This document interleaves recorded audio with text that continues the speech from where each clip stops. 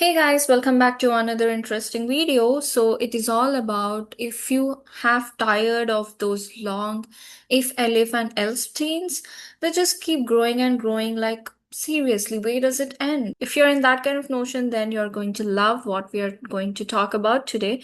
It's all about the match case statement, and it's Python modern way of doing pattern matching. Like think of it as Python's version of switch case, but smarter. So let's dive into what is it, how it works, and how you can use it in your own projects to write cleaner and cooler code.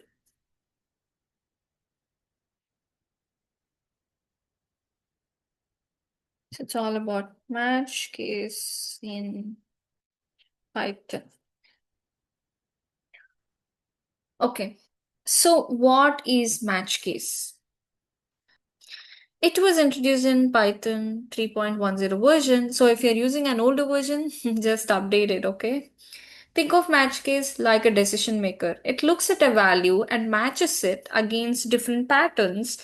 If it finds a match, it runs the code inside that block. Sounds a bit like if, elif, and else, right?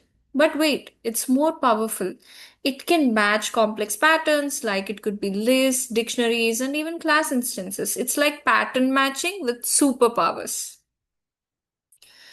Okay, let's start simple, and you can check this out here. Or we can even do this. I want you to type the code with me so that you will learn practically rather than theoretically. So that is the reason. So type with me. So just create this function and start with match and then case. And then if the case is 10, then print it's 10.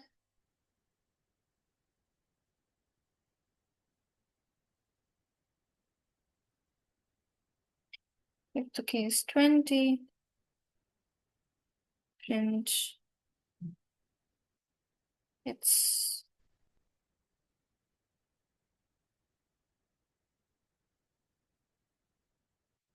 20. And if the case something, print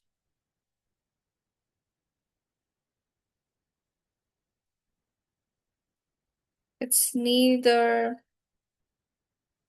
10 nor 20. Yep. So here's the function. It is actually checking the value of x. So if the x is 10, then it's 10. That's the output. If x is 20, then it will be 20.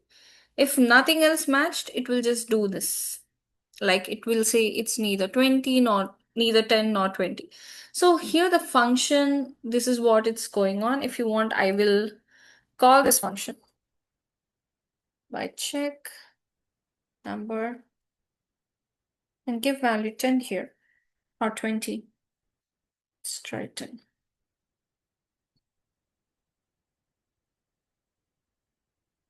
See, it's 10. It's showing the output. What if it's 30? It's not 10 and it's not 20. So then it will show you the output like it's neither 10 nor 20. Okay. It's pretty neat, right? So now if your app is like, for example, if there is an application and you want to welcome your users, and maybe this can help you in giving a clean and more readable logic. Like you don't need 10 and you just have to give def, maybe greet and name, match, name, then case, maybe if that's Anna, print hello, Anna.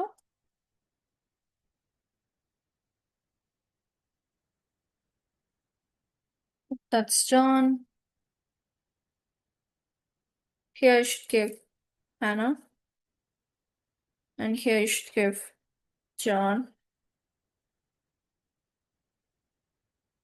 You just have to print hello, John.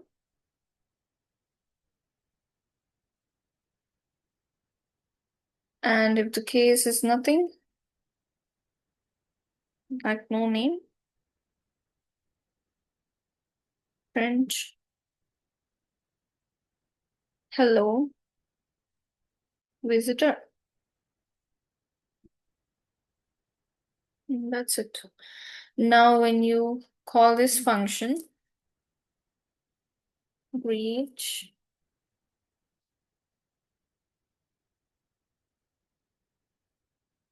and you have to give it in strings.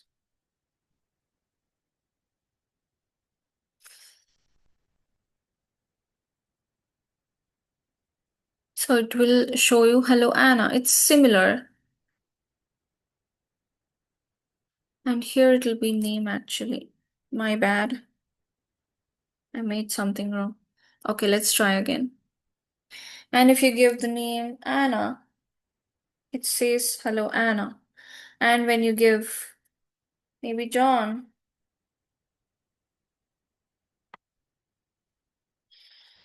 you run this. It says hello John. And when you give maybe Lucky,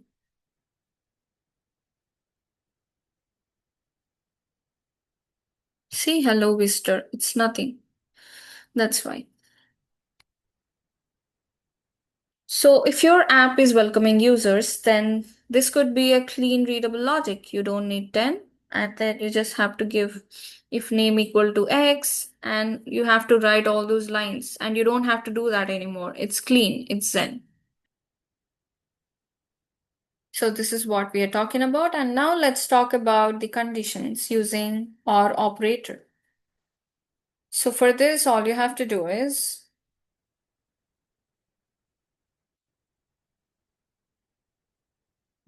create function called check number.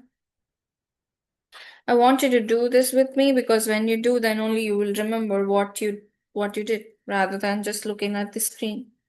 I hope you're doing with me.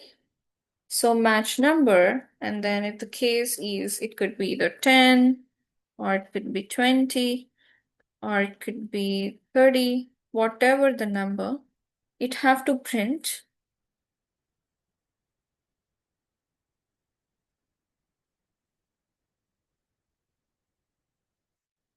value. I want you to use f strings as well, and we have already made how to use f strings and how to represent strings using f strings. So value 10 recognized, or value 20 recognized, value 30 recognized. Okay. And if there's nothing, hint unknown value. And now when you call this, so here we are using OR operator. So this is the pipe symbol that we use for OR operator. It'll be right besides the brackets. I could say maybe above the enter button. So you just have to shift and press that button, and then you'll get this OR operator. So see this pipe symbol. This is like saying if number, or if it is 10 or 20 or 30. It's like grouping multiple values together. It's really very useful when you have multiple conditions, and if you want any one of those conditions should be positive. So at that time, this will be the best operator to use when you're checking the conditions. Run this function. So check number, and what if 10? Then it will print value 10 recognized. And when you give 50, which is none of them, so unknown value. So this is how we'll use OR operator with the match case. And now we can also, in fact, add conditions with if as well. Like if you see here, so we can do this. Okay, let's just run. So def, or you can just copy paste instead of typing. And here you're going to check even and match number. And if the case is 10, and here you can just give if number mod 2, if number is divided by 2 and when you get the remainder 0, then that at that time we'll say the number is even. So if the number is divisible by 2, then we will say it's even. So that's what we are checking here. So we are checking if number mod 2 equal to 0, and you can just print the answer as 10 is even. Okay, and if you just want to keep case 10, then here it will print 10 is not even. That's impossible.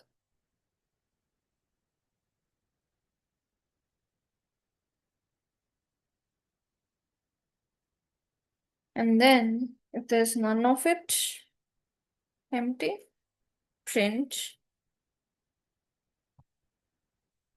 another number.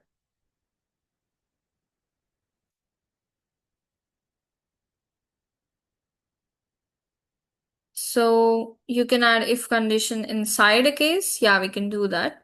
It makes so much more expressive, and you can check the values and add custom logic inside it. Like for example, if we run this,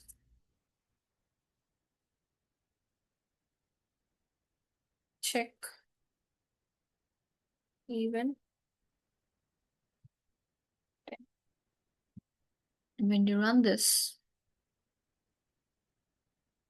see 10 is even. Or when you give any other number, it will say this one, another number. Let's try with matching lists and tuples. Def, we are creating the function, and let me just clear this out.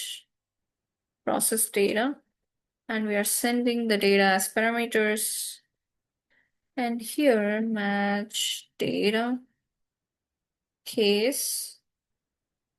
Let's create two parameters, x and y. Print. So here we are actually we gave the list to the case, and you just have to give list with two elements.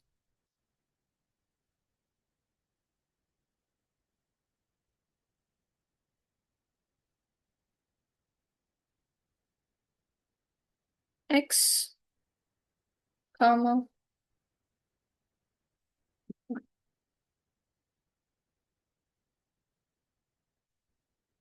and you can do the same thing.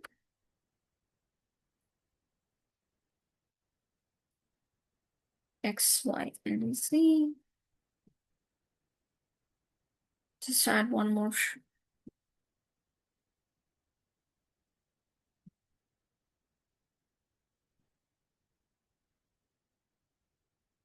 There's nothing.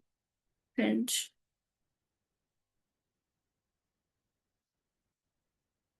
Invalid format.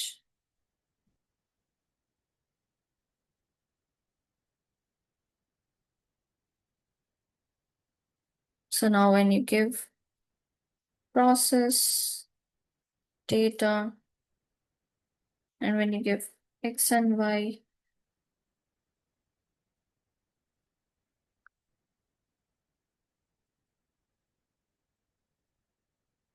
maybe 2 and 3.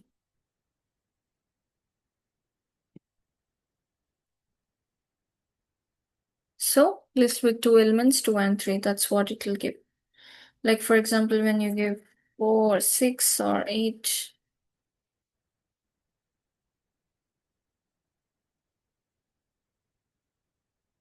then it will show invalid format. See?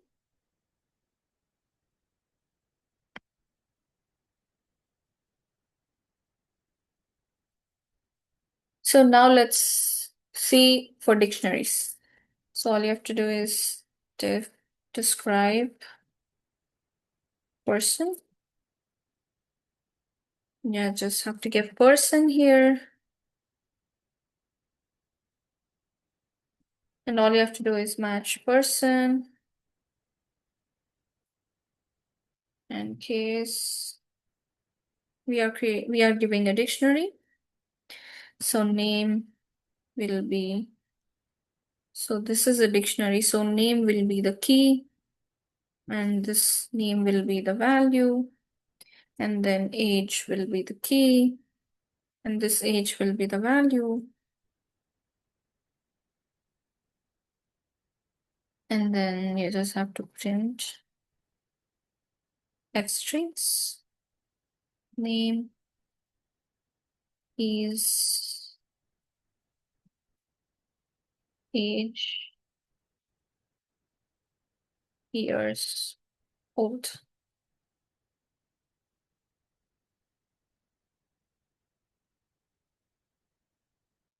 Case name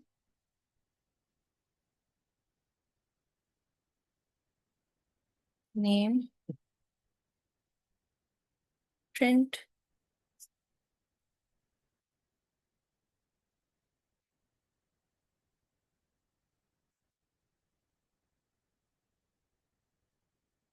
just have to give F. Age is no.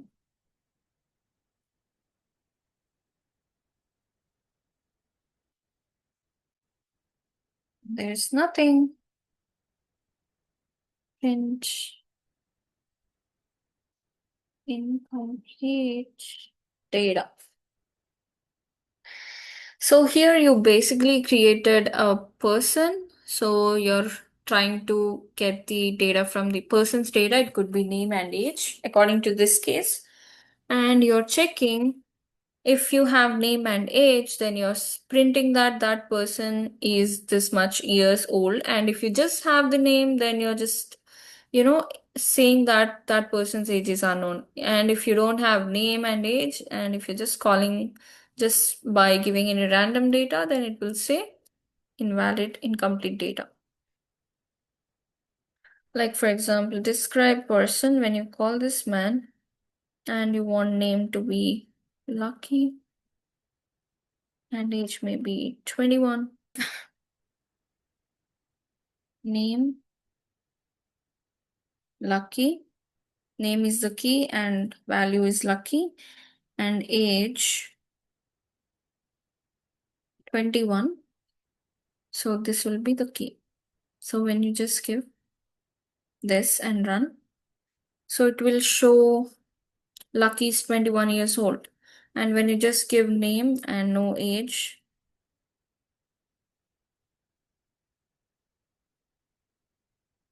so Lucky's age is unknown. So that is what it will give you. So Python checks keys and even extracts values just for you. And you don't need to write if name in person. You don't have to write all the syntax, it just works. Now let's try with matching class objects. So, so here all you have to do is just create class and shape. And we'll just try to pass for now. And we'll just create one more class, circle. And we'll use this shape here. And let's initialize it. So def init. And we don't need this.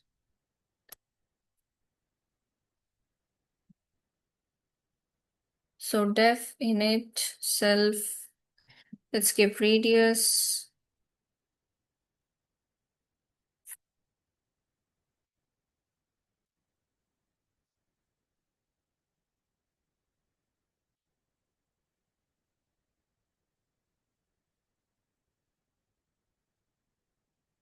Now let's try class.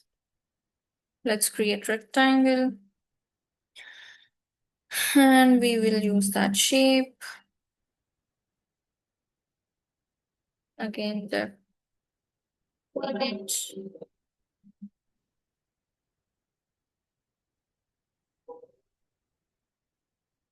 And for rectangle, we have width and height.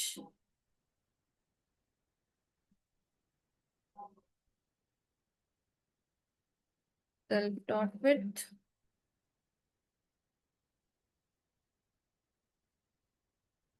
Equal to width.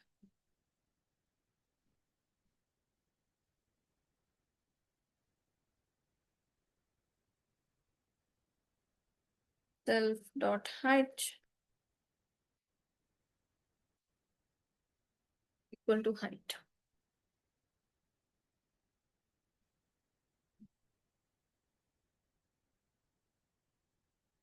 Actually, we use it when you are writing multiple lines in the single line, multiple lines of code in a single line, and we don't need it here. So I thought of writing everything in one line, but it's okay. Let's make it simple even for you to understand what's going on here. Okay. Now let's create a function. Describe shape. And we'll give shape. Match shape. Case circle. Radius equal to R.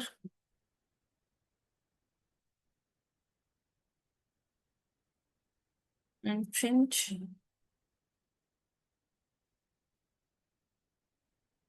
circle with radius R.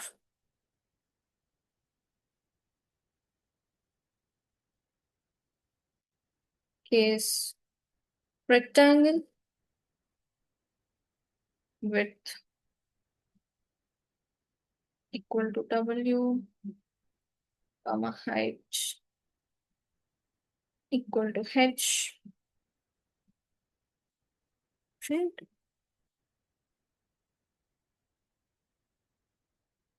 rectangle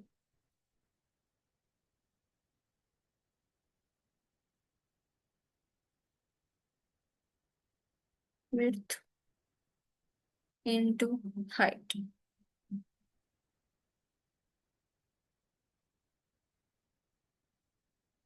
And when there's nothing, print unknown shape.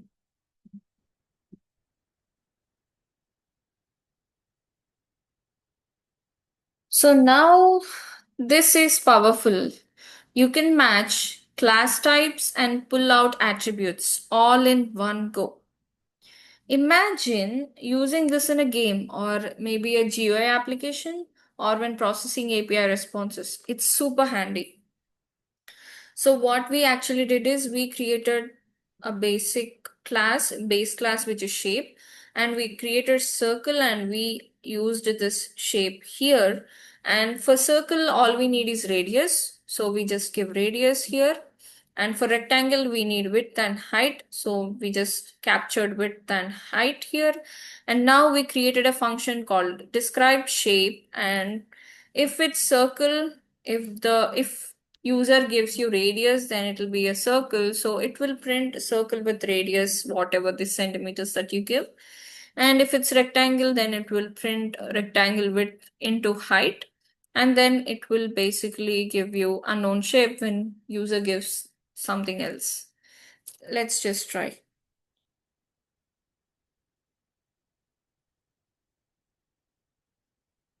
So let's create objects and run this function. Like for example, circle equal to call circle for circle class with maybe 5 radius. And let's also create rectangle.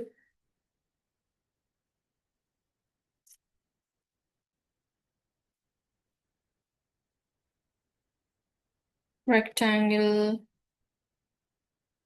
maybe 4 and 6 as parameters, and unknown will be the shape itself. And now when you call this describe shape, right?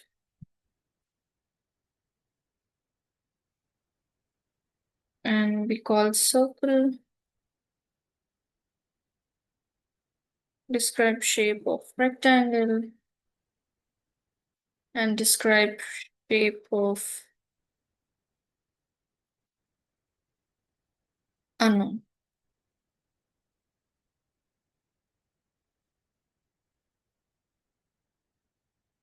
And we have to give this outside of the class.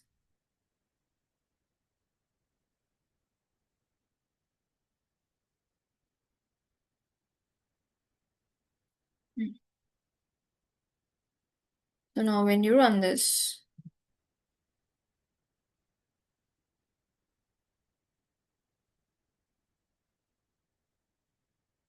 because here you gave class, let's just give R.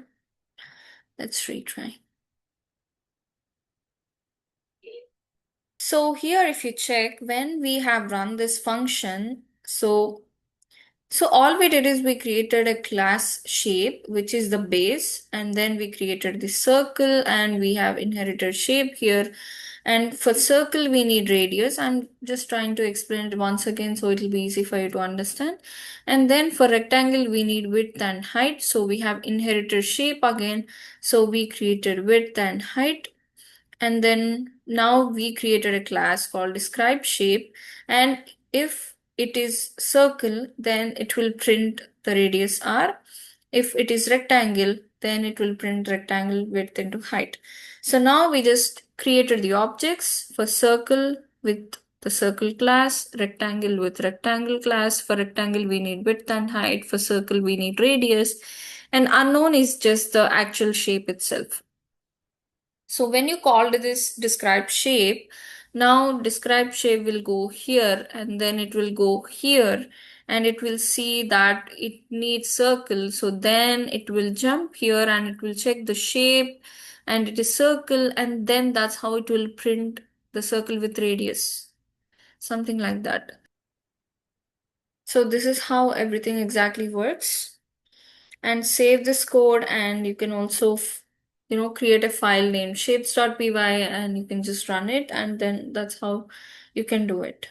So this is why you should use match case statements because it is really powerful here and you can match class types and pull out the attributes all in one go. And you can also do this. Imagine you can do this using a game and you can work on a GUI application or when processing API responses, which is super handy, I could say. So why you should use match case? Because it has cleaner syntax, it is more readable than long if chains, and it also supports data structures like lists, dictionaries, and even classes.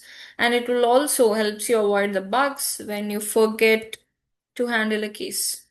So if you see here, we have a quick FAQs, which are frequently asked questions. You can just go through there. And you can also go through this blog, and it's really handy for you guys to even revise and go through the code.